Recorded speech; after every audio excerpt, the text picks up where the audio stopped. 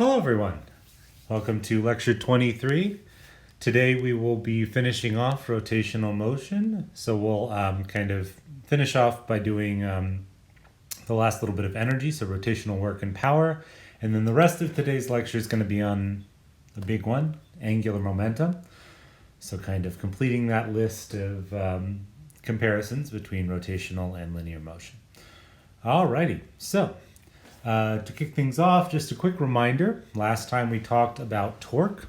Actually, I think this was 2 times ago. So remember that a force F acting at a distance r from the rotation axis creates a torque. Torque equals tau, r equals r cross F. And the important thing for us is that there's a Newton's law, or effectively Newton's law for angular acceleration, which says that the net torque is equal to I times alpha, the angular acceleration. So that was 2 times ago. Last time we talked a lot about 2 special cases. No friction, which we didn't talk about too much, but that was on the homework. Or if there's rolling without slipping, we can use energy conservation. And for the special case of rolling without slipping, we also have these nice relationships between linear motion, V, and rotational motion, V equals R times omega, and so on. All right. So for most of those problems we were talking about last time, energy was conserved. We were mostly talking about rolling without slipping, but the more general rule that we know is the work energy theorem. So today we're just going to quickly cover cases where energy is not conserved, but we still have the work energy theorem. So as a quick reminder, if I applied a force over an angle theta, that would create a work over a distance s, it would create a work F dot s. So the generalization of this to angle is that applying a torque over some angle delta theta involves work, which is equal to the integral of tau d theta. And in the special case where tau is constant, as we mostly will do, that would just be tau times delta theta. So instead of F delta s, it's tau delta theta. And there's this other quantity we've talked about, which is the power, the rate at which work is done. So in the case of rotational motion, the power is simply torque dotted into angular velocity, tau dot omega. For this special case where everything's around the rotation axis z, that's just tau z times omega z. All right. So the reason these are going to be important is because if we do not have energy conservation, then we have to go back to the more general formula, which is the work energy theorem. The total work done on an object is equal to its change in kinetic energy.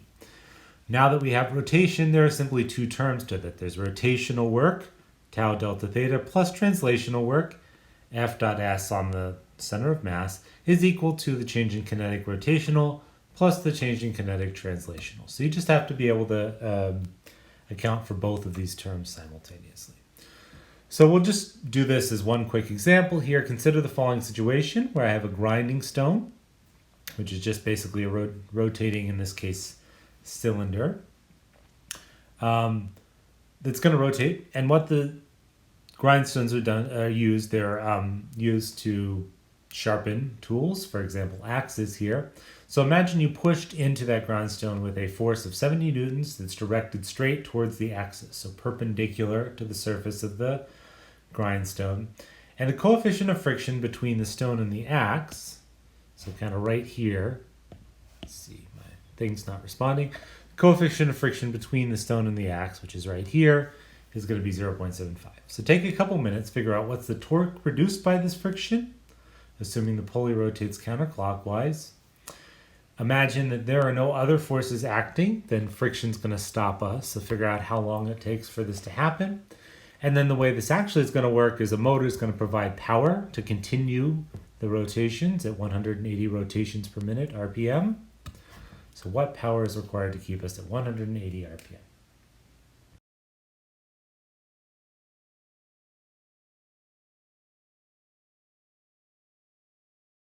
So this is a case where we do have friction, meaning that we can't use energy conservation. If I draw out the free body diagram for the grinding stone, there are 2 forces acting on it. There's the normal force, or the pushing force, applied by the axe, which we said was 70 newtons, and it's pointing straight downward. So it's pointing straight at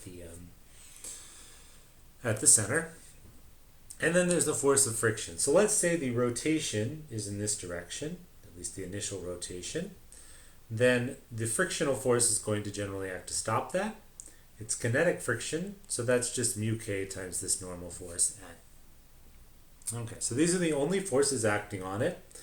In terms of torque, the torque in the z direction is the torque due to normal plus torque due to friction. But actually the normal force is directed toward the center, so as usual it does not do work. Friction does. So the torque is just r cross f, and since r and f are perpendicular, that is r times the force of kinetic friction, or in other words, mu k times n times r. Notice I've written it as positive because the force of kinetic friction, oops, sorry about that, force of kinetic friction is acting counterclockwise. So that actually should be negative. So that's my total force, my total torque acting on the object. Part A asks what's the torque, so let's just go ahead and plug in some numbers. Mu k, n, and r are all given to you in the problem. This is negative 4.2. Remember the units are newtons meters. So there you go. Part B then asks if this is the only thing that's happening, then how long does it take for the object to stop? So here we have to use the work energy theorem, the statement that the total work is equal to the change in the kinetic energy. So in this case, there's only one force that does work. It's this kinetic friction, and it only does rotational work because it's not actually causing the object to move. Technically, there would also be a normal force from the center that's preventing this object from moving translationally. So all we care about here is rotation, and that means that the total work is just the work done by torque times delta theta, because we know torque is positive. We know torque is constant, and then the formula is just tau delta theta. Meanwhile, the change in kinetic energy is kinetic energy final minus kinetic energy initial. This part of the problem asks, how long does it take to go from an initial angular velocity, which is given by 180 RPMs, revolutions per minute, to a final angular velocity where it's stopped, so 0. All right, so kinetic final minus kinetic initial, our final kinetic energy is 0, and our initial is just negative 1/2 I, the moment of inertia of the pulley, times omega z initial squared. All right, so let's go ahead and solve this problem. Delta k is equal to the total work. So I have tau z total times delta theta is equal to negative 1/2 I omega z initial squared. Divide both sides by tau z total. And now I've solved for the angle that it goes through, delta theta. So we know tau z total, that's what we just solved for. It's a negative number, which is good because that's going to give us a positive theta. The moment of inertia, well, it's a cylinder of a certain mass and a certain radius, so the moment of inertia is 1/2 mr squared using our handy-dandy formula sheet. And quickly, omega z initial, I want to do a little unit conversion here. So it's given to me in non-SI units, 180 RPM. Let's go ahead and write that out, revolutions per minute. And I want to convert that, as always, into radians per second. So I multiply by 2 pi radians over 1 revolution, multiply by 1. And then I'm also going to multiply by 1 minute divided by 60 seconds. So I get 3 times 2 pi, or 6 pi radians per second. And now I can plug in my initial angular momentum, angular velocity, sorry about that, my moment of inertia, put in some numbers, and the answer turns out to be actually not very far, 0.880 radians, or much less than 1 revolution. So if I did not put in any additional work, any additional forces, it would stop quite quickly. Finally, part C of the problem asks, what amount of power does the motor have to supply in order to prevent it, in order to keep it going at this constant angular velocity? So here, let's just quickly talk, what's the amount of power that's being done by friction? So the power done by friction is the torque done by friction, which is all in the z direction, dotted in omega, so times omega z. And the torque, we know, is whatever we said it was, negative 4.2 Newton meters. Omega z we just saw was positive 6 pi radians per second. So when you write this out, this turns out to be negative 1,490, hopefully I did that right, watts, joules per second.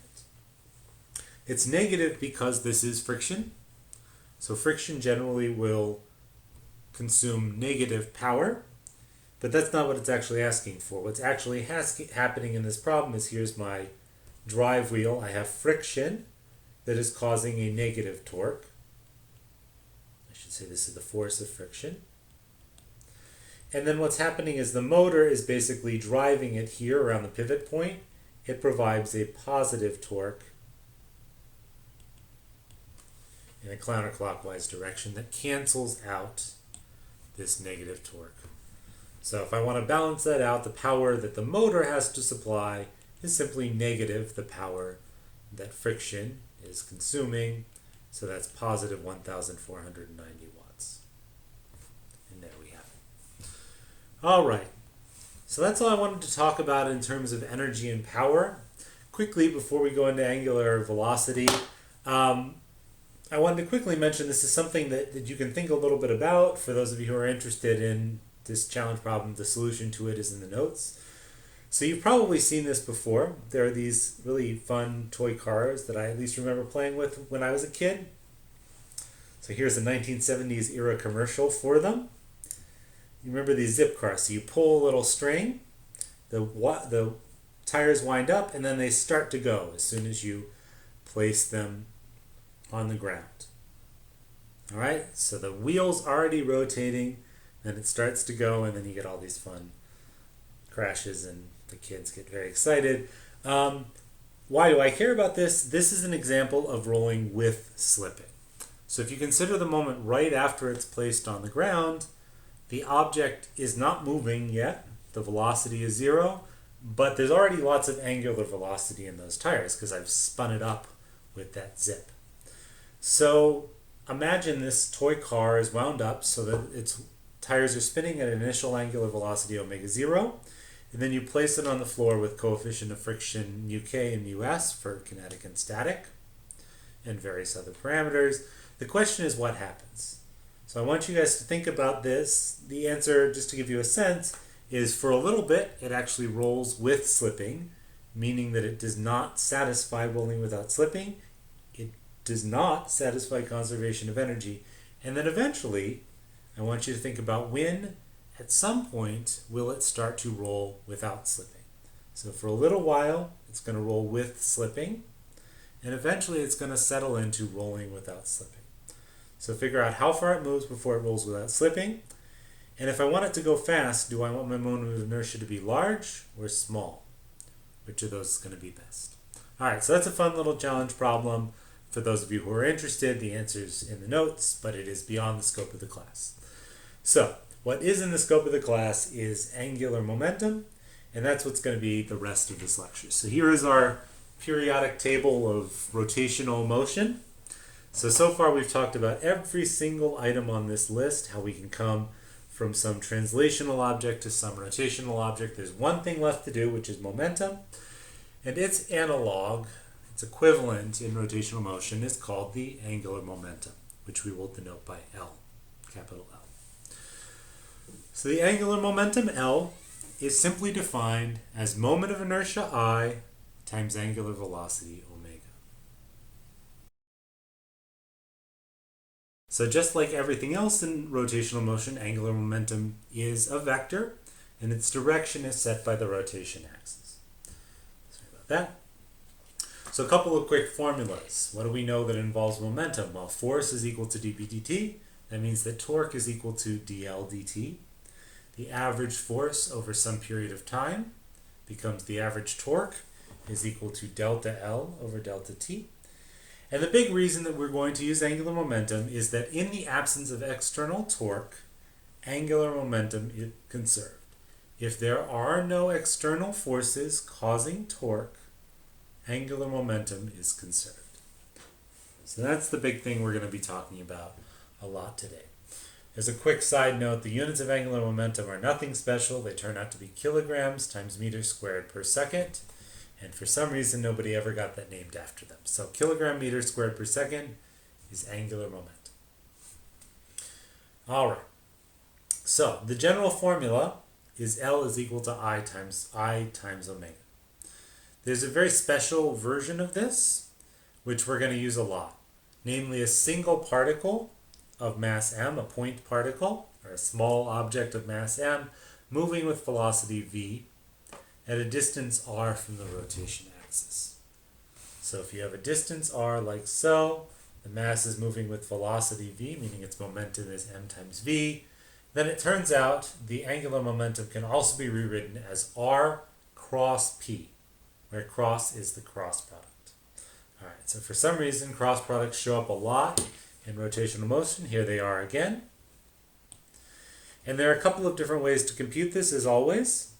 So the vector, you want to get the direction, as always, from the right-hand rule.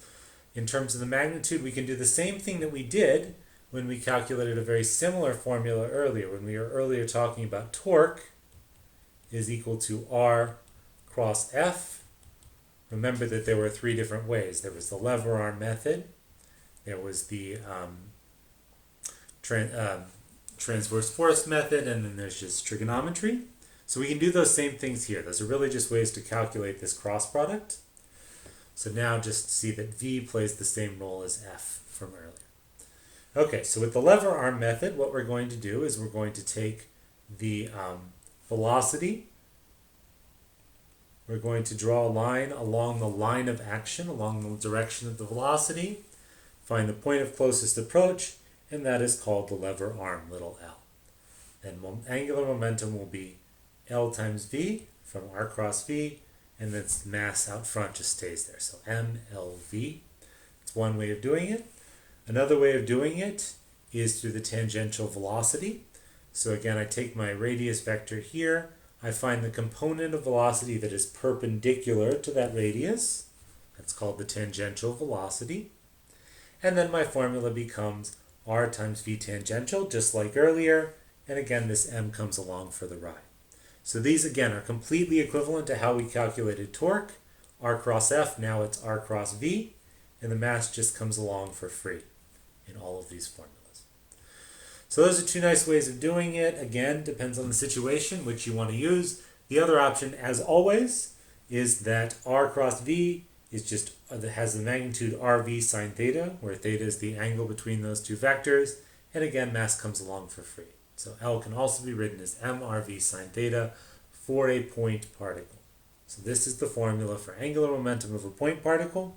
If I have a complicated object, do not use this formula. So point particle, use this formula. L is equal to R cross P. That's the best way to write it. If it is a more complicated object, like a rotating cylinder, as you've seen a lot of, the better formula to use is simply L is equal to I times omega. Anyways, those are the two options, and as always, the direction of your cross product you're going to get from the right-hand rule.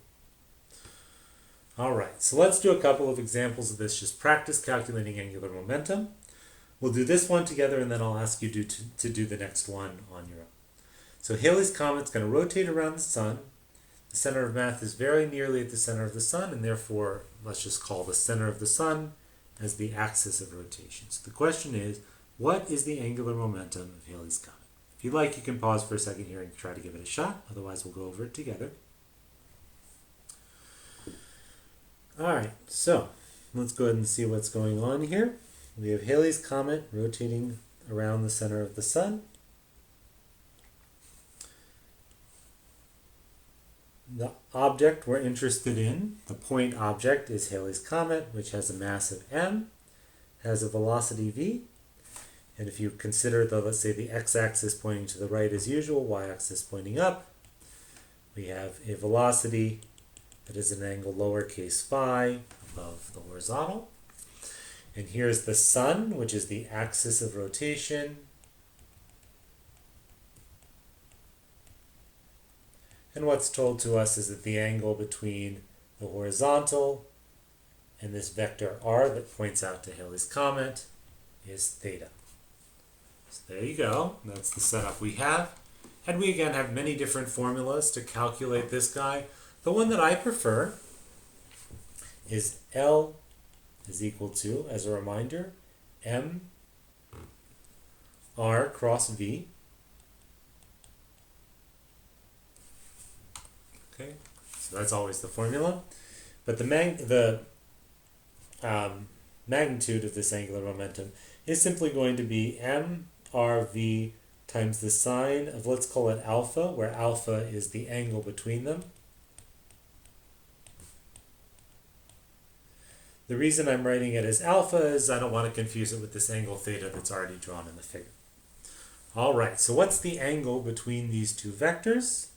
Well, let's go ahead and redraw it a slightly different way. So here's my radius vector. It's kind of pointing up and to the right. Sorry, up and to the left. Here's my velocity vector as drawn in the figure. It's pointing up and to the right. And the angles that are given to us are phi, which is right here, and theta, which is this longer one. So what's the angle between the vectors? Well, it's pretty straightforward, right? If theta goes from the horizontal axis all the way to r, and phi is this little bit to v, then the leftovers here are just theta minus phi, which tells me that alpha, that's my angle between those guys, is theta minus phi. The magnitude of the angular momentum is simply mRV times sine of theta minus phi. And finally, we need to get the direction of the vector. So the direction of the vector is simply from the right-hand rule. So if L is mr cross v, then the direction of L is the same as the direction of r cross v. So I want everybody to try to do this with your right hand. Go ahead and point your fingers in the direction of r, curl them in the direction of v, and if you've done everything right, you should see that your fingers are pointing into the page, which, as a reminder, and I would always tell this to you on the exam, is the negative z direction. So if I want to be completely correct, what I would write is the z component of the angular velocity is m negative mRV sine of theta minus phi, since z is my rotational axis. Alright, so let's do another example of this, just to get some practice. Sorry, my PowerPoint's being a little finicky here. Here we go.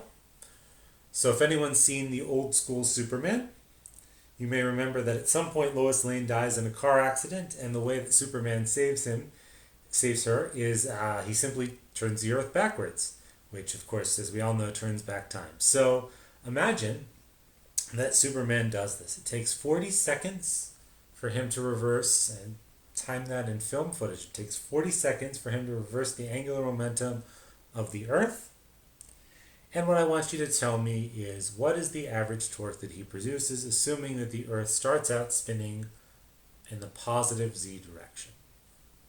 So I've given you here the mass of the earth, the radius of the earth, and you should assume that it's a uniform sphere, a uniform density sphere.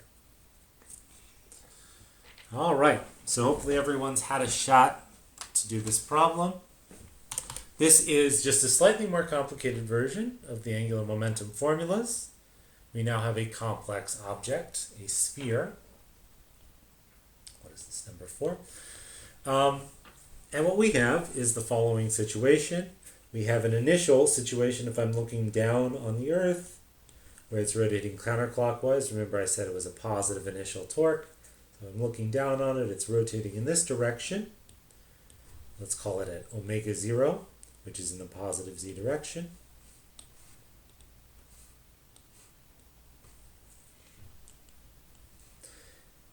So here's my Earth.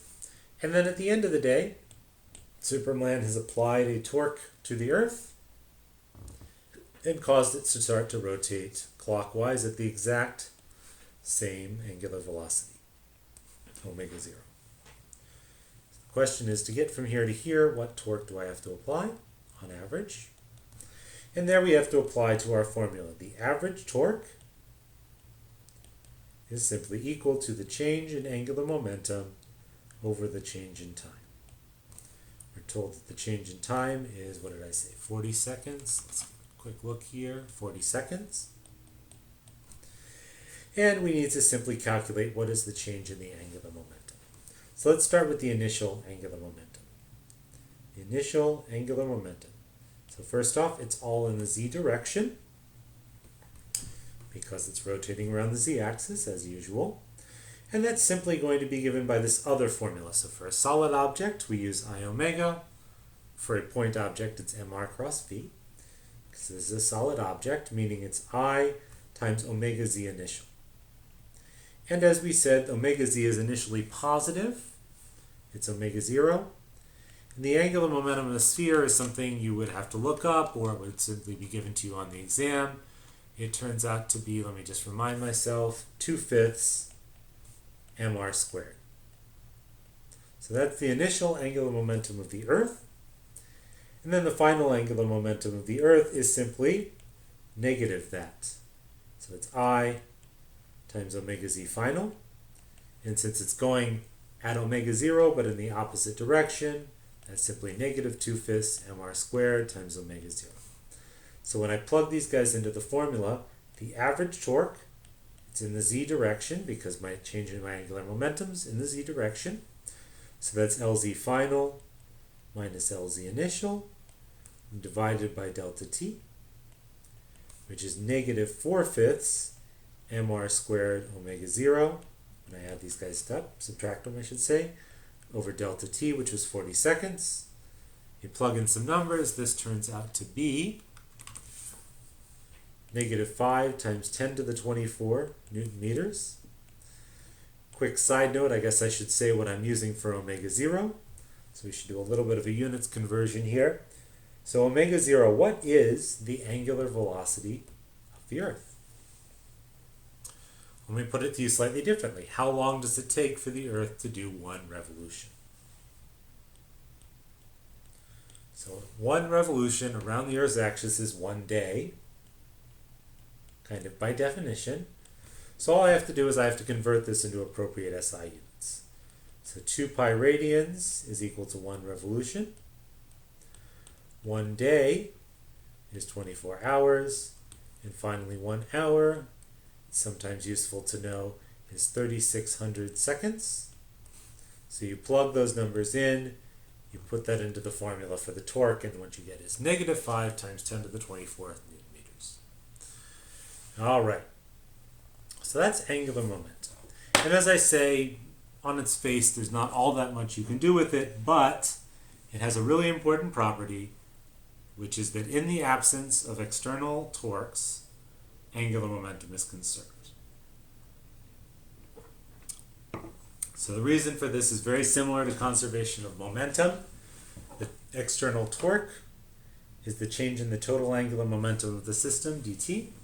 Torque equals dl dt. If that's 0, then when I integrate this, I will find that L has to be a constant. So that's kind of where this comes from.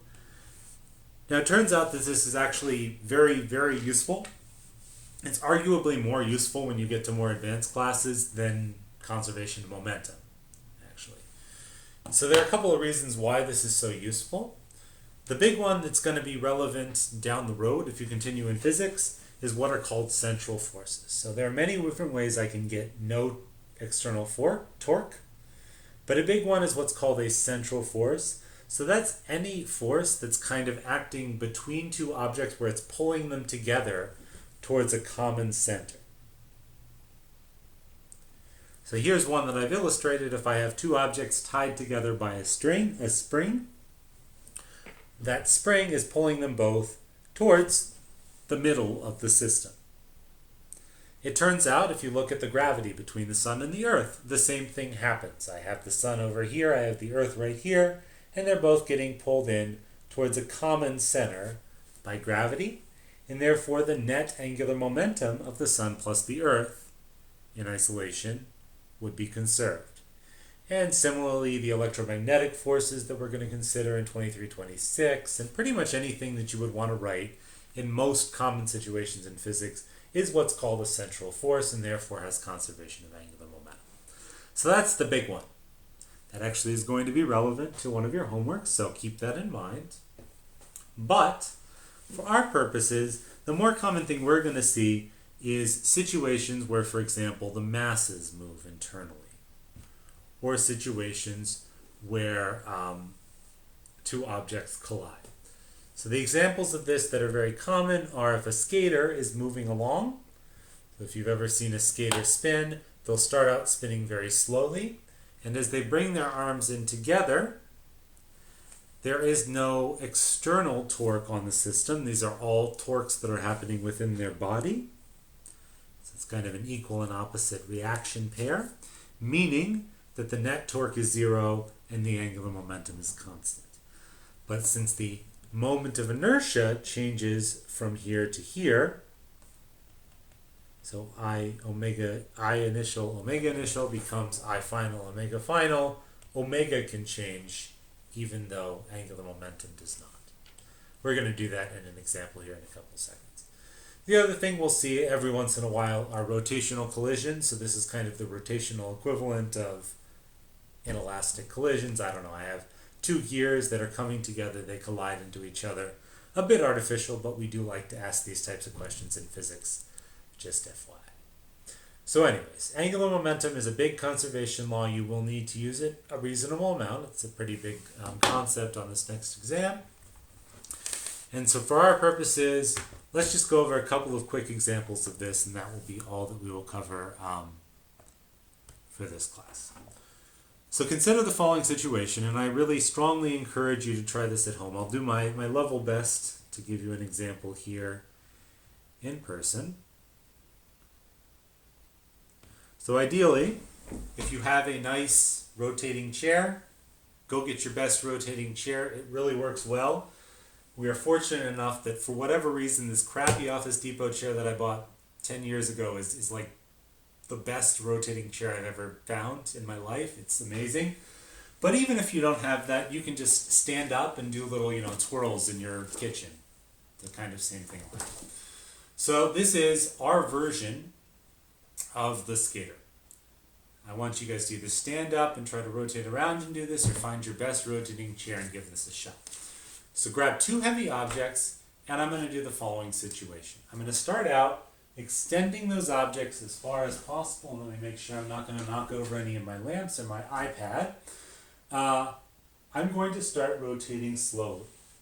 And then, at some point after a rotation or so, I'm going to simply bring those objects in.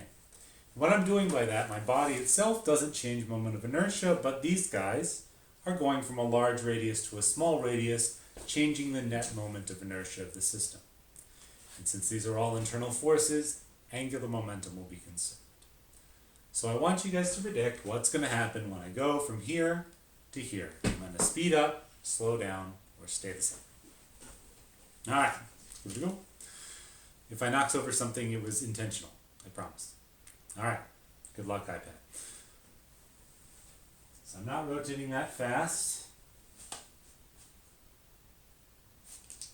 Slow down, speed up quite a bit. Let's try to go a little faster so you can really see it.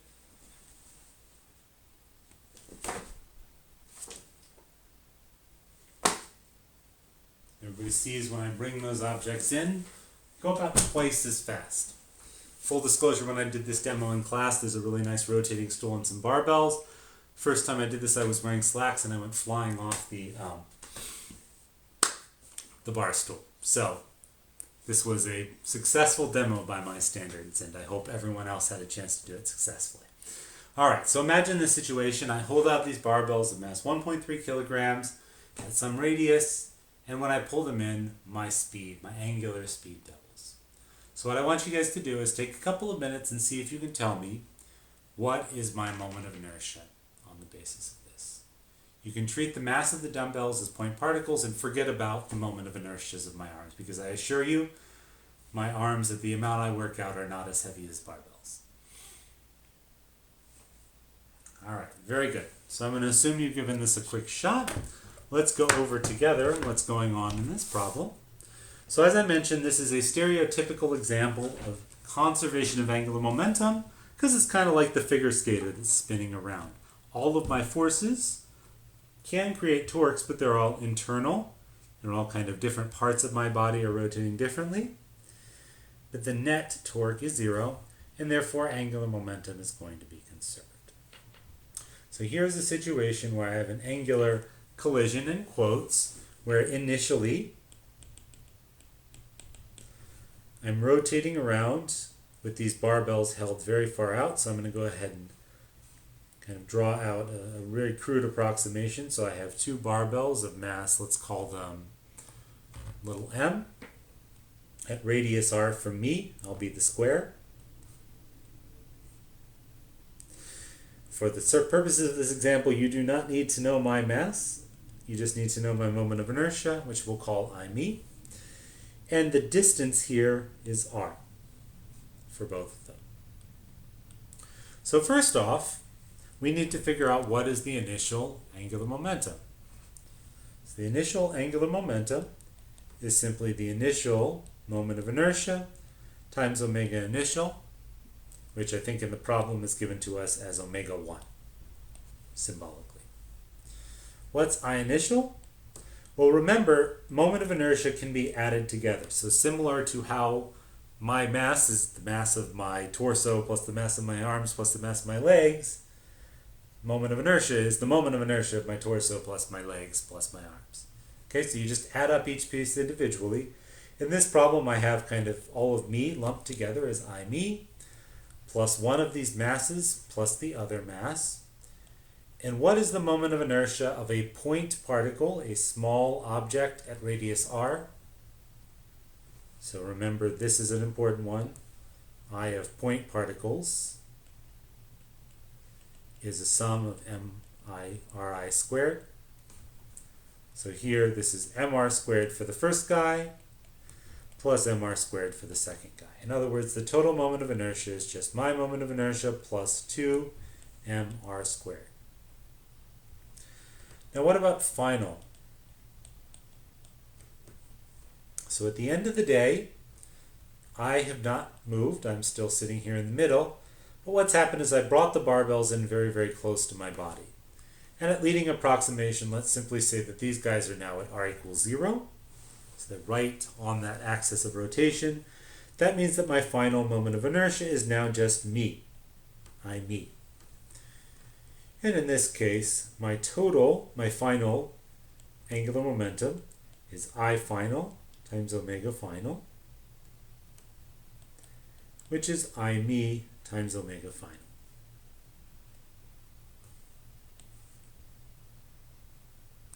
And I think in the problem I called that omega 2. Now the other thing that was told to you in the problem is that I speed up by a factor of 2. In other words, omega 2 is twice omega 1. So my final angular momentum is 2 I me omega 2, and my initial angular momentum, omega 1, and my initial angular momentum was I me plus 2 mr squared times omega 1. Finally, we need to use conservation of angular momentum, which simply says that L initial is equal to L final. This is true as vectors. These are technically just the z components of the vectors. I've been a little careless about that, but it works just fine for this problem. I can go back and add some z's here if you like. So everything's just rotating around the z-axis. And so what that means is my initial angular momentum, which we saw was I me plus 2 mr squared times omega 1 is equal to L final, which is just 2 I me times omega 1. The omega 1's cancel.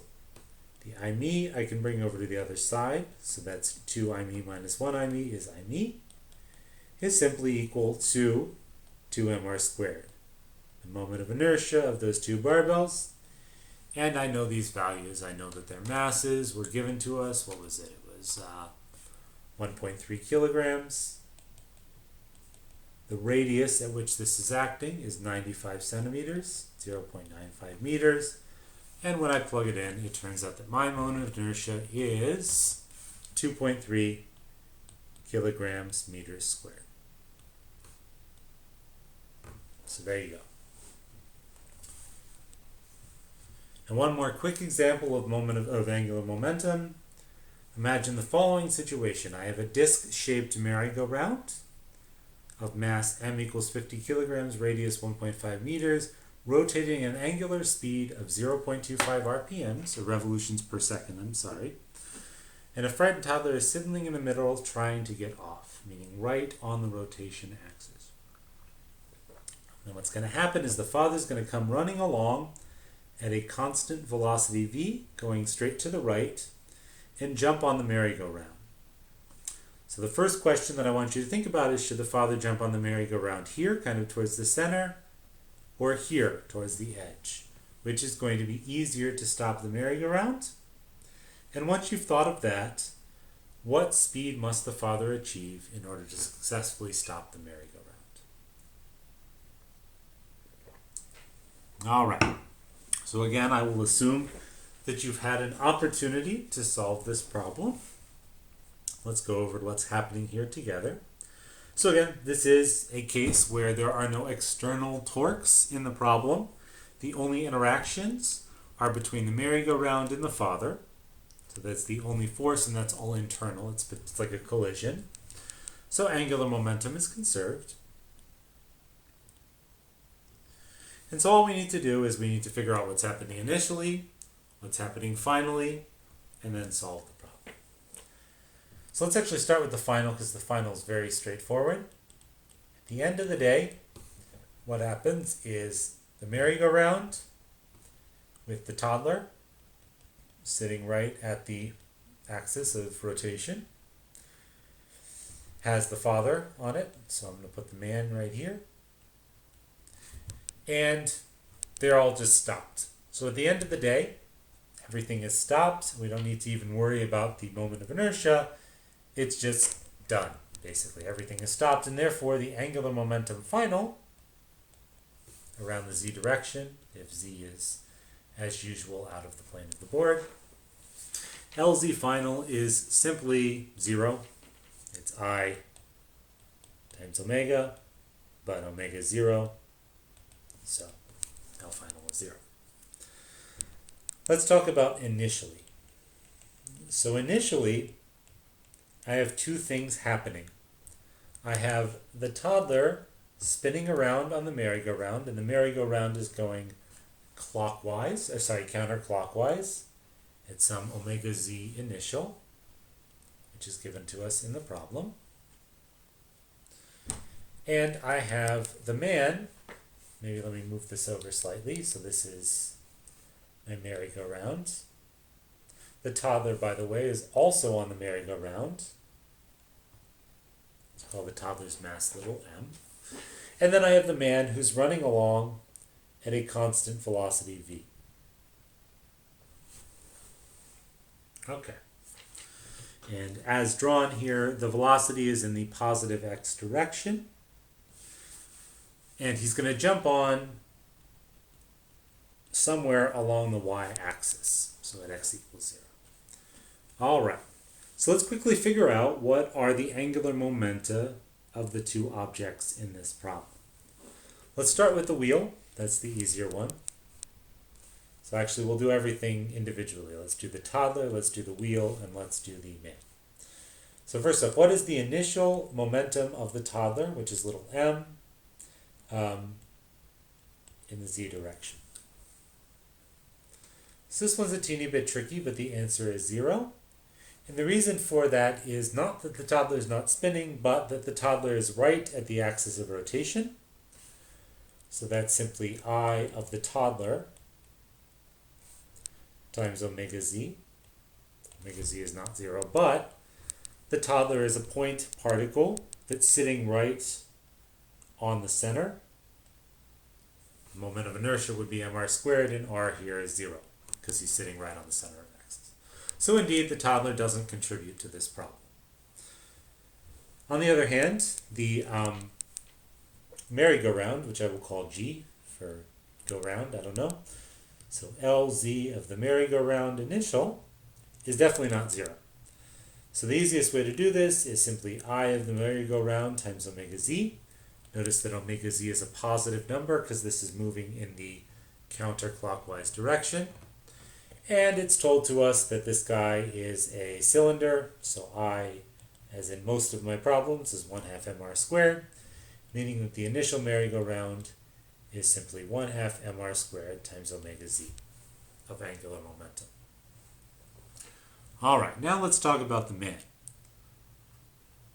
So for the man, which formula do we want to use? Do we want to use I times omega, or do we want to use mr cross v? So this is a case where we want to use mr cross v, that the angular momentum of the man is mr cross v. LZ of the man initial is mr cross v.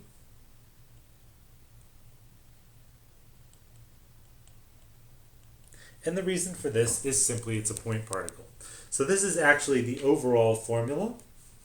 This is the total angular momentum, no components. So this is the initial angular momentum of the man, which is a vector. We'll break it up into z components later. Let's actually start by thinking of it as a vector. So as I mentioned, when the man jumps on right before the collision, the radius is like so.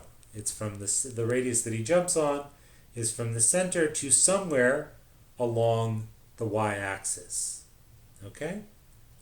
So the radius vector points straight up, and the velocity vector, as has been drawn a few times, is pointing to the right. So first off, which direction is my initial angular momentum of the man?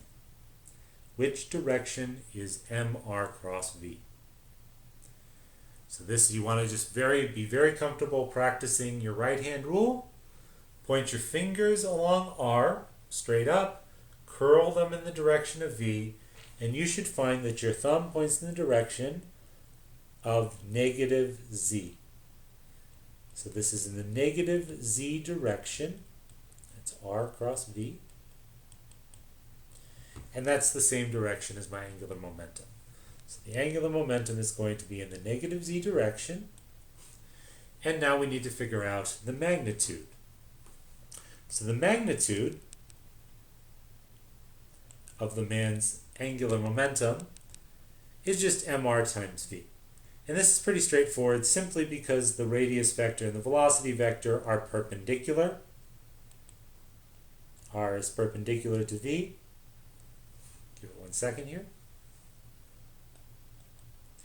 And therefore, as with a lot of the problems in this part of the class, we can just use the simpler formula. It's just m times r times v. So the magnitude is m times r times v. We said it was in the negative z direction, so the z component is negative. And that is the angular momentum of the father. Now, if I want to make this angular momentum large, do I want to pick r small or large? Well, I want to pick r large. And in fact, the best I can do is simply making it equal to the radius of the merry-go-round, which we all kind of intuitively know. If we want to stop something, we're going to jump on it at the edge, not towards the middle. So that's the answer to that little thought question I had for you. So he's going to jump on right at the edge with this initial angular momentum. For those who are experts in cross products, you may actually realize that it doesn't matter when I calculate his angular momentum. If I calculate it as drawn well over here, I'd still get the same answer because I could draw that line of action, and I would see my lever arm is always L equals to radius. But anyways, this is my initial angular momentum of the man. And now let's add them up. What's the total initial angular momentum? It's the angular momentum of the man, negative mrv, plus the angular momentum of the merry-go-round, which we saw was 1/2 mr squared v. And sorry, times omega. And I should be a little careful. I think I've mixed my m's here. So let's call lowercase m, in keeping with the notes, let's call that my man. Sorry about that. So everywhere I've written the man, let's call that lowercase m.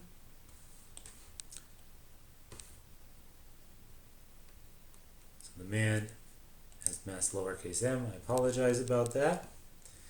And now, okay, here. So we have the man's angular momentum plus the merry-go-round's angular momentum. We add them together, plus the toddler, which we said was 0. And then we use conservation of angular momentum to say that this is equal to the final angular momentum of the whole assembly,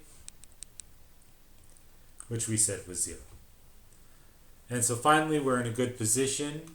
The problem asks us what's the velocity, so we simply have to do a little bit of math here. So we'll bring MRV over to the other side. Lowercase MRV is equal to 1/2 big M R squared times omega z. Divide through by little m times r. And we get the velocity is equal to 1/2 little m r omega z divided by, big M r omega z over little m, which when you plug in numbers is just 0.62 meters per second. That's how fast the dad has to go in order to stop the merry-go-round. Okay, so I look forward to those of you who are watching this lecture live, answering any questions. Hopefully this makes sense. That's all that I have to teach in terms of rotational motion. So the big things that I want you to take away from these few lectures are that for every piece of linear motion, there's an analogous piece of rotational motion. And for the most part, the math is very, very similar between the two. So it's not that they're the same motion, it's simply that mathematically, angular momentum behaves the same as linear momentum. Energy, angular kinetic energy, behaves the same as translational kinetic energy, and so on. So the formulas are almost all the same once you make those replacements, and a lot of the physics is going to be quite similar. So today we talked a lot about torques, which are the angular equivalent of forces. We talked about conservation of energy last time, and the big thing to remember there is rolling without slipping. And finally today we talked about angular momentum and its very, very important aspect, conservation of angular momentum.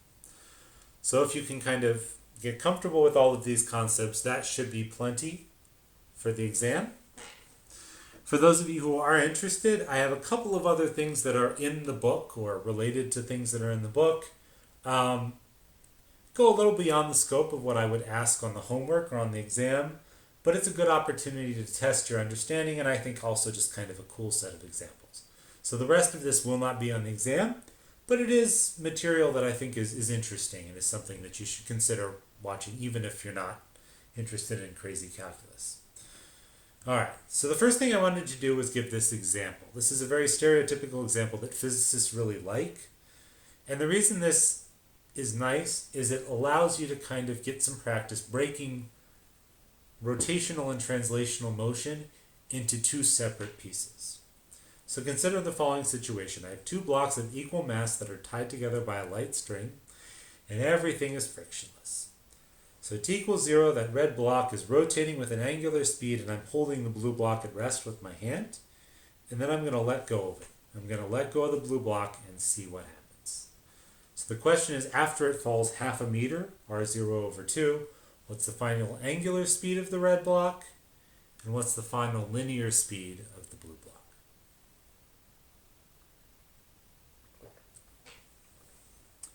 Okay, so for those of you who are interested, I assume you've taken a couple of minutes to try to solve this problem.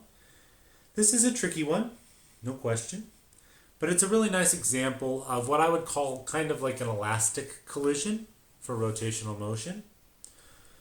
So let's go ahead and see in this problem what is or is not conserved. We have two objects. I have my table, my rotating object, let's call it mass lowercase m, the red one, which is rotating. And then I have my translational mass, little m, which is falling. If I draw their free body diagrams, the translating mass is falling due to gravity. I'll write this as the y direction for the translating mass. And my rotating mass just has one force on it, tension. And that's it, because there's there's just nothing else going on here. There's no friction, there's nothing else. There are weight and normal force from the table, but those are not particularly important here. And that's everything that's going on in this problem. So the question is, first off, what is conserved in this problem? Is momentum conserved in this problem? No. There are two external forces, tension and gravity, and those guys prevent momentum conservation. Is energy conserved in this problem? For each block individually, the answer is no. Energy is not conserved individually for the objects. However, the total energy absolutely is conserved. And why is that? Well, that's simply because tension acts on both of these objects together. Any work done by tension on the first object, let's call this M1, is equal and opposite the work done on object 2, so they cancel each other out. And gravity is a conservative force, so we're good to go with that. So total energy is conserved. And finally, is angular momentum conserved? This is, of course, a leading question because we're talking about angular momentum today. But the answer is yes, angular momentum is conserved. There is no angular momentum for mass M2, so that's trivial. For mass M1, the only force that acts on it is tension, and the torque is 0 because it's pulling it towards the center, the axis of rotation. So because the tension is parallel to the radius, angular momentum is conserved. And that's going to be key to solving this problem. So basically this problem comes down to using conservation of energy and conservation of angular momentum. And then we can solve for everything. Alright, so let's start off with my initial condition. My initial condition is exact rotational motion and nothing is happening with block 2. So initially it's a very straightforward angular momentum. I simply have a point object moving with velocity v, or angular velocity omega, at radius r. So I could either do I times omega or mv times r. Let's do mv times r. The velocity of object 1 initially is exactly, let's say, to the left. And the radius vector is exactly pointing up. So the angular momentum, this is clockwise rotation, so that's, counterclockwise rotation, so that's positive. The angular momentum is positive, mvr. So m times the velocity of object 1, initial, times the radius at which it is initially done, which I believe I called r0 in the problem. And then, since it's rotating in rotational motion, velocity is equal to simply r times omega. So this is r0 times omega 0z. So that can also be written as m r0 squared times omega 0z. That's the initial angular momentum. The initial kinetic energy is just due to this rotational motion, or I can just think of it as translation. I can think of it either way. Let's do translation because that's a little easier. So that's 1/2 m times v squared. And as we said, v is equal to r times omega, so that's 1/2 m r squared omega 0z squared. Initial kinetic energy. And initial gravitational potential energy, it depends on what I call y equals 0. Let's say that my initial blue ball is at height, my initial blue object is at height h. Then this would be mgh, where h, as a reminder, is r0 divided by 2. So then, at the end of the day, there's a lot of stuff going on. We'll kind of work this backwards. So let's start with gravitational potential energy. My final gravitational potential energy is 0. because it's fallen down to a height of 0. So mgy is equal to 0. Let's talk final kinetic energy. Final kinetic energy is a bit tricky. We need to consider a couple of things here. We need to first consider what is the kinetic energy of the blue block, kinetic energy of block 2. That's pretty straightforward. That's 1/2 m times the velocity of the blue block, which I'll call v2 squared. And as a quick reminder, v2, the velocity of that blue block, is negative dr dt, where r is this distance. So if r is the distance between the hole and the outside, then whenever r goes down, this object moves down. I'm sorry, I should call this positive dr dt, because as r decreases, it moves in the negative y direction. So v2y is actually positive dr dt. You can quickly convince yourself that that's the case because as it moves down, the height decreases and therefore the velocity becomes a large negative number. Alright, so this is important. Now let's talk about the kinetic energy of object 1. This is a tricky problem because as soon as that object starts to get pulled on, so this is object 1 now, as soon as it starts to get pulled on, it doesn't continue to execute circular motion. It starts to spiral in towards the center, like so. So this is kind of the trajectory of block 1. It's no longer going on a perfect circle, it's going around a spiral. And what you'll notice about this spiral, if I draw some very extreme spiral, it's very obvious to see, is that at any given point, it is not the case that the velocity is perpendicular to the radius.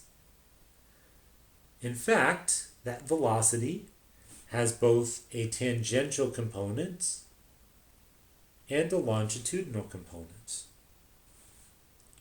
A component towards the center and a component that's perpendicular to the center, called VL, the longitudinal component, the point that's towards the center.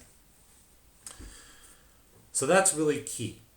We actually have two different components of the velocity, and the tangential velocity is the one that matters for rotational motion. So this is what is omega times r, where r now is a different value. It's r0 divided by 2. Meanwhile, the longitudinal velocity is actually precisely this dr dt. It's actually negative dr dt. If I take the component of that in the longitudinal direction, the magnitude is dr dt, and the direction is towards the center. I guess it's magnitude dr dt. Okay, so that's what's actually going on. It's moving both towards the center and around in a circle. The reason we know this has to work, you can imagine an extreme case where I just set omega to 0. Then it's very clear that the only thing that's going to happen is it moves towards the center. Okay? So we have to consider both of these components when we're talking about the kinetic energy of object 1 final. So the kinetic 1 final is 1/2 m times the total velocity squared, which is the tangential velocity squared plus the longitudinal velocity squared. And now when I plug in what I just had, that's 1/2 m times omega z final squared times r squared, r final squared, plus 1/2 m times the velocity of the blue block squared, dr dt squared. Because notice that dr dt is simply the velocity of object 2. I guess I called that v2 earlier. Okay, so these are both important terms in the kinetic energy. And finally, if I talk about the angular momentum, that only cares about this tangential velocity. So you can either get this from the formula for mr cross v, then remember v tangential is the only thing that shows up in the cross product, or You can just logic it out because that's the only thing that's causing rotation. So this is still in the positive d direction, and the magnitude is just mrv. So m times r times v tangential is now r final, and v tangential, as we saw, was omega z final times r final. So LZ final is m r final squared times omega z final. And now we have to simply equate these two and solve the problem. So L final is equal to L initial. MR final squared omega z final is equal to MR0 squared times omega z initial. Notice that I said that R final was R0 over 2. So M R0 squared omega z final over 4 is equal to M R0 squared omega z initial. Cancel, multiply by 4. The final angular velocity is 4 times the initial angular velocity. So we're about halfway there. We just used conservation of angular momentum. If you plug in some numbers, this is 4 radians per second. But since this is extra time, I'm not going to even plug in numbers from here on out. All right. So now let's talk about conservation of energy.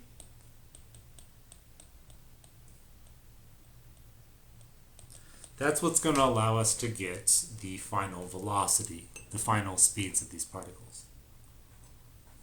So here, my initial energy was just that rotational energy, 1/2 m r0 squared, times omega z 0 squared plus mgh. That was my initial kinetic plus potential energy. And my final energy, that's equal to my final energy, which is 1/2 mv2 squared for object 2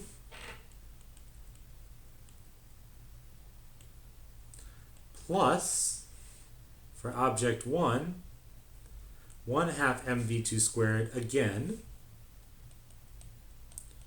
plus that rotational kinetic energy, which was 1/2 m r final squared omega z final squared. Okay. Plus gravitational potential energy, but that was indeed 0. So now we simply need to do a little bit of plugging in. We know that if we just keep writing this guy out, so 1/2 r0 squared omega z 0 plus mgh, well, the height was r0 over 2, 1/2 meter, is equal to 1/2 mv2 squared. Well, I have two of those terms, so let's combine them, make them mv2 squared, plus 1/2 mass times r final, that's r0 over 2 squared, times omega z final. We just solved for that, that's 4 omega z initial squared. The m's cancel on everything. And then I just do a little bit of algebra. I bring this term over to the other side. I cancel some factors. I take the square root. The final answer is not particularly pretty. It turns out to be v2. It's just literally a line of algebra. It's square root of negative 3/2 r0 squared omega z 0 squared plus gr0 over 2. And anyways, when you plug in some numbers, it turns out to be 1.8 meters per second. Now I want you to see something really kind of funky. This is the setup that I have right here. Imagine that I cranked omega z0 up to some very, very large value. Okay? So imagine that I picked omega z0 to be like 7,000 radians per second, something ridiculous. So you can plug this guy in. I pretty much guarantee you, I said what, R0 was around 1. You'll get V2 is something like I'm 1 ×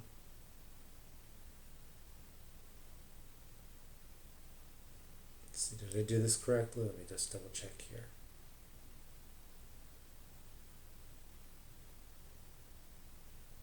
Yeah.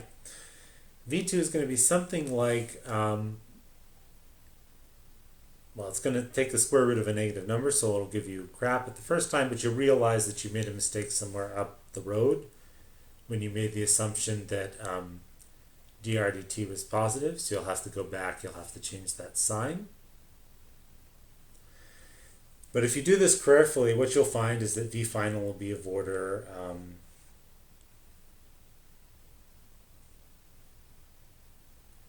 roughly square root of 7,000 times a little bit, 10,000 meters per second. Positive. So this is going down. This is the velocity at which it's falling. Here, if I have a large enough initial angular momentum, it's actually going to fall up, which is kind of funky. So what's happening here, if you actually go through this part of the problem, and I didn't really do this very carefully in the notes, but you can, it's a pretty common example you can find online. You've given it enough angular momentum that actually that angular momentum wants to pull the bottom object up. That's favorable as compared to falling down. So it's kind of similar to if I just have an object and I throw it, it doesn't want to be rotating around, it wants to simply go in a straight line. So if we've given it enough initial velocity, it's going to want to go in a straight line, and that is the point of this example. So anyways, that's kind of a fun example, a lovely physics example that we all like to give of conservation of energy and angular momentum. Not something I would test on, but something that's kind of a fun tie-up for standard problems in angular momentum. The one other thing I want to quickly talk about is gyroscopes.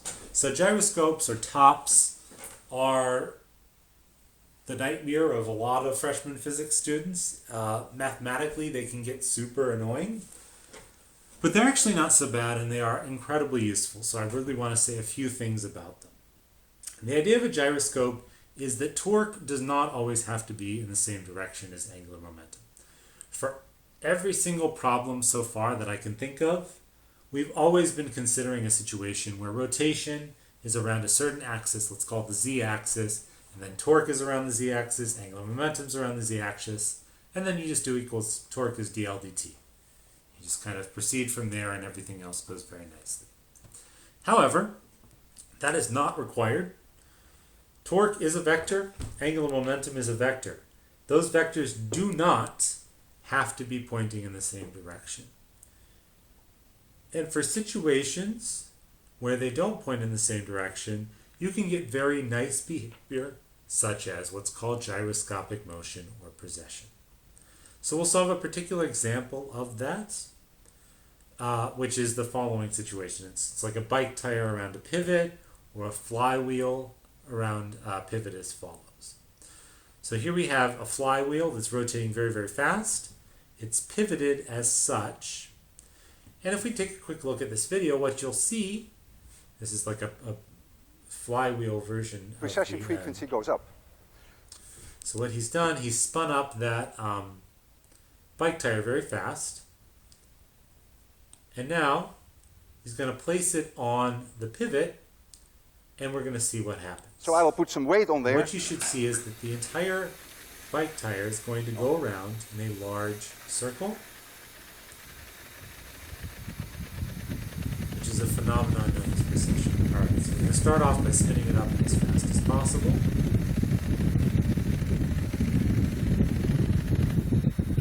I wish we had grinders like this in class, but sadly they don't trust So me. let it first go around, which was Alright, he's going to hang it there. roughly 10 and seconds, you see what we happens. The entire calculated. bike tire And now I'm going to put 2 proceeds kilograms here at the around end. in a uniform circle. Now you'll see an instantaneous increase in the precession frequency.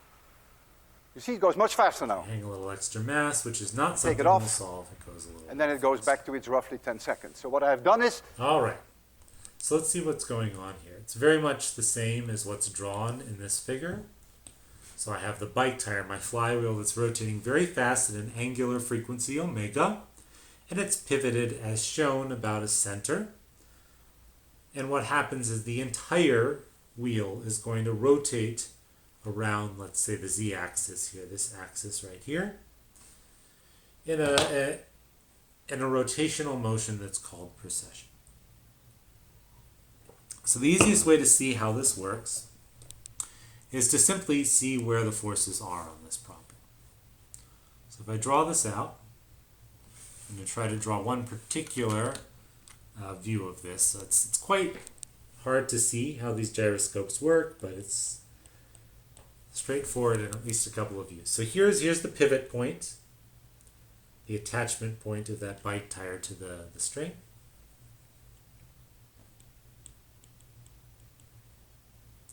There's a long, thin rod. Here's my rotating tire over here. There's a little bit of a normal force at the pivot that prevents things from accelerating. We don't really care about that. The big thing is that the tire has a weight which acts at the center of mass of the tire. So this is kind of the side view, similar to what was drawn on the slides. We have a tire, it's rotating very fast. So this guy is rotating very fast out of this particular rotation axis. So you can't really see the rotation is drawn here. And the only force acting on it is gravity, as such. If I look at the top down, so let me introduce some axes here. We'll call the z-axis kind of up out of the floor. We will call the x-axis this temporary rotation axis. So now the top view is going to be the xy plane. And the way I've drawn it, here's my rotation axis. Here's my tire.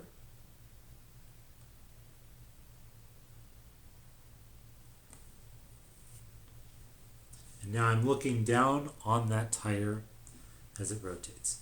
So if I look from the top view, what I want us to think about is in the top view, what is the torque and what is the angular momentum? So we'll start off with angular momentum. The bike tire is rotating very, very fast at an angular frequency omega. Which direction is its angular momentum going to point in? Well, it's going to point in the same direction as the angular velocity, the rotation. In other words, the angular momentum is going to point along the rotation axis. So L points in the positive x direction here.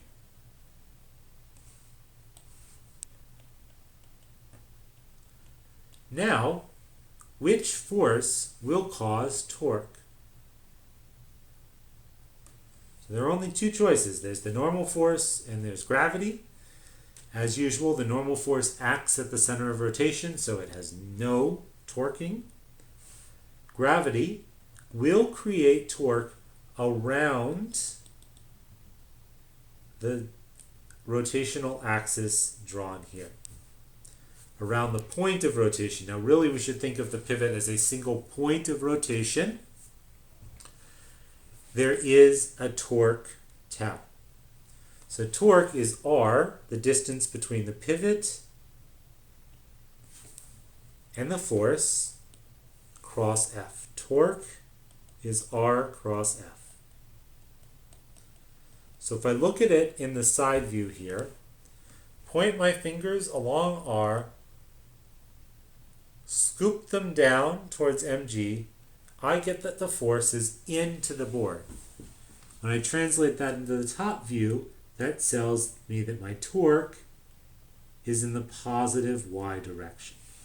So my angular momentum is in the x direction, my torque is in the y direction.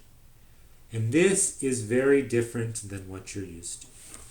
I have torque for this temporary moment in time in the positive y direction, angular momentum in the positive x direction.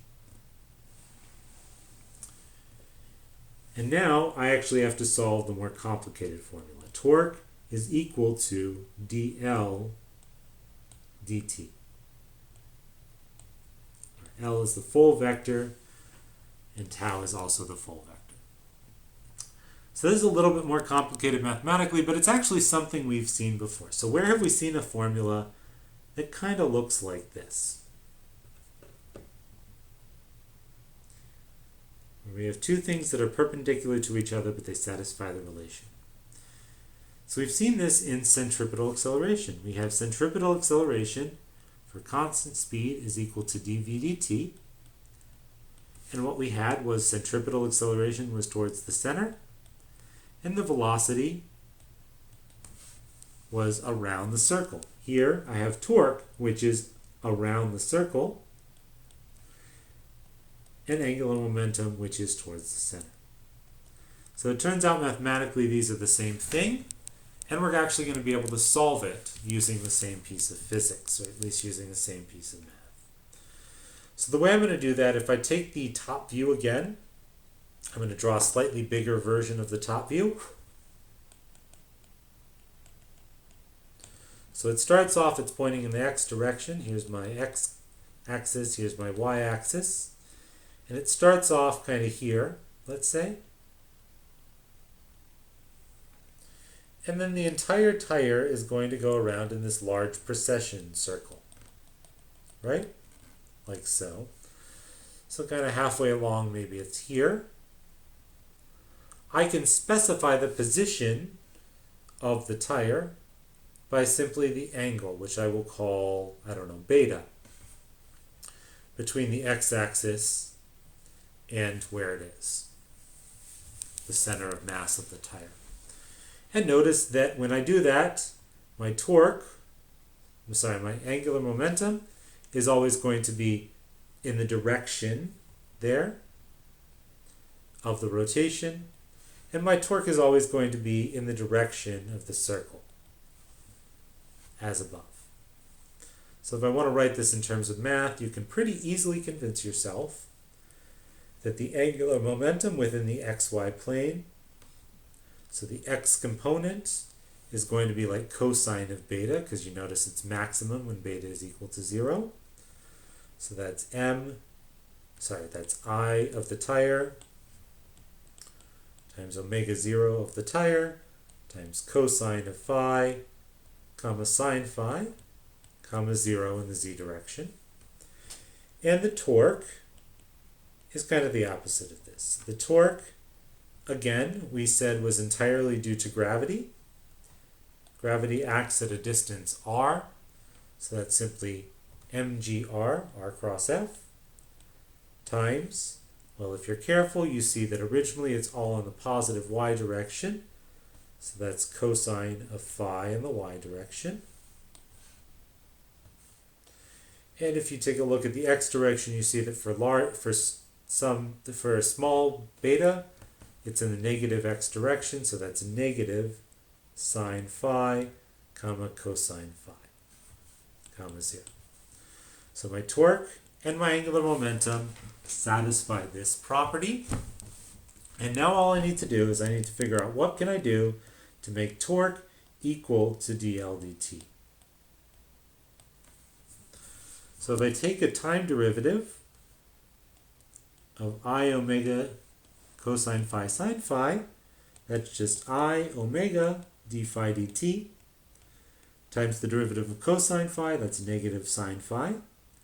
Derivative of sine phi, that's cosine phi, and aha, it's starting to look a lot like that torque.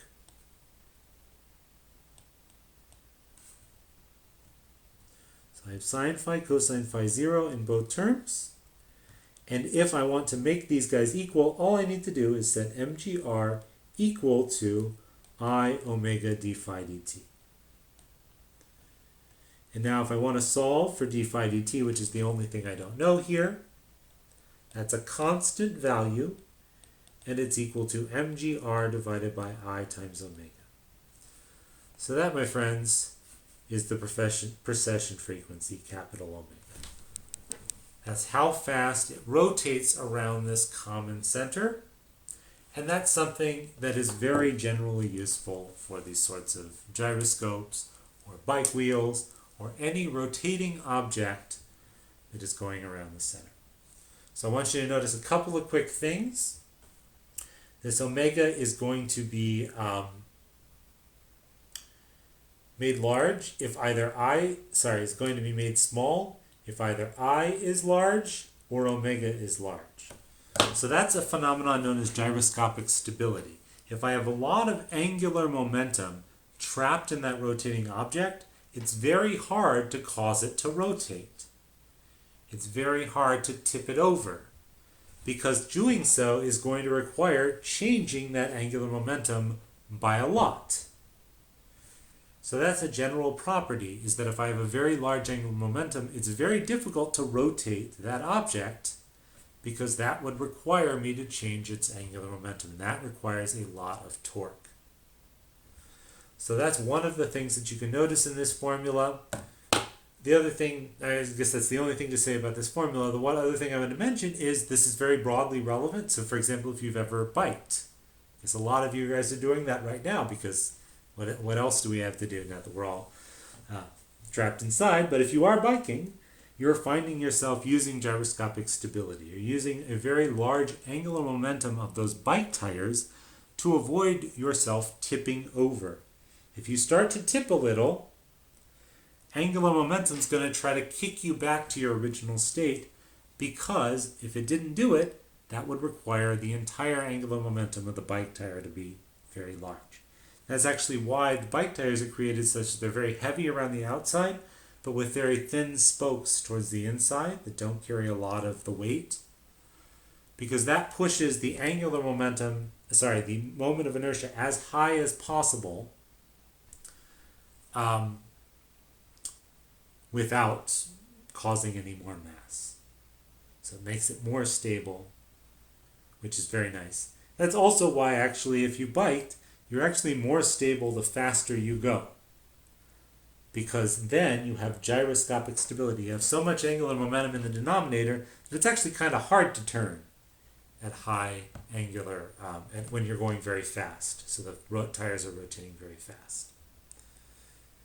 On the other hand, if you hit a speed bump, that is different physics, and then you go wiping out. And hopefully you don't do that. So anyways, that's all I wanted to talk about rotational motion. I hope everyone feels comfortable with this, but if not, don't hesitate to reach out to me, ask questions during this lecture or during my office hours or elsewise. Besides that, everyone stay safe, stay healthy, and we will start next time with simple harmonic motion, which is a very, very important thing in physics.